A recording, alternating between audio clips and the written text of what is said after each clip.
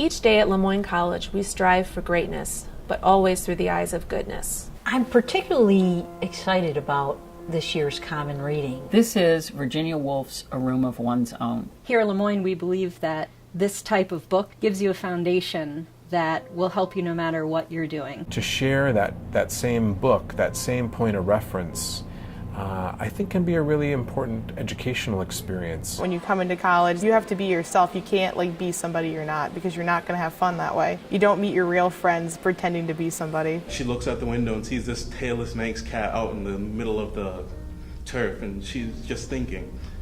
Her train of thoughts just keep rolling. There was this one quote in the book where she said that a man said, "Cats do not go to heaven, women do not write the plays of Shakespeare." When I was reading it, I was just like, how can you compare those two things? There's a quote further down the page on 29. It says, "Most women have no character at all." I'd see how it's inspiring to her to be like, wow, why do they think that of us? It is considerably better. I'd rather be in this time than in hers. She gets this kind of feeling that she has a thought, she gets excited about it. She gets up from the river, she starts walking toward the library. This man starts waving his finger. His official title is the Beetle, and he refuses to allow her to walk on the grass. When this guy comes out and waves his arms and tells her to get back to her place, her idea disappears. No one should be deprived of knowledge, of information, of sharing intellectual curiosity. Everybody should be given equal opportunity to succeed, whether it means you should have equal opportunity to write the fiction you want, you should have equal opportunity to live the life that you want.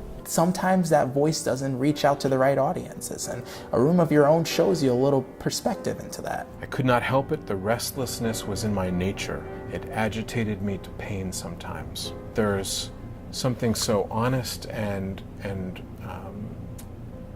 uncensored about her expressing that discontent. Women across the world are still fighting for freedoms, and it's not a bad thing to be a feminist. Even just the idea of this is my space, I can do with it what I want.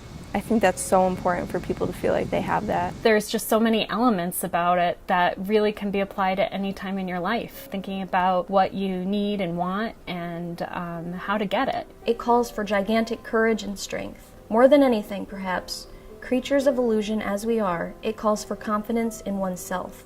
Without self-confidence, we are as babes in the cradle. Some of the biggest obstacles are just being fully understood. The kind of quiet ignorance that we all kind of struggle to get ourselves over and through. And I think a reading like this goes a long way to show some of our personal weaknesses. This is a tough read. It's not easy. But we chose you to be students at Moyne College because we think you have the ability to work through difficult texts, to solve really hard problems. We think you're smart, and this is your first opportunity to show us. There's no gate, No lock. no boat. That you can set upon the freedom of my mind. At Moyne College, we're quieting a busy world by inviting our students to think carefully and to reflect thoroughly.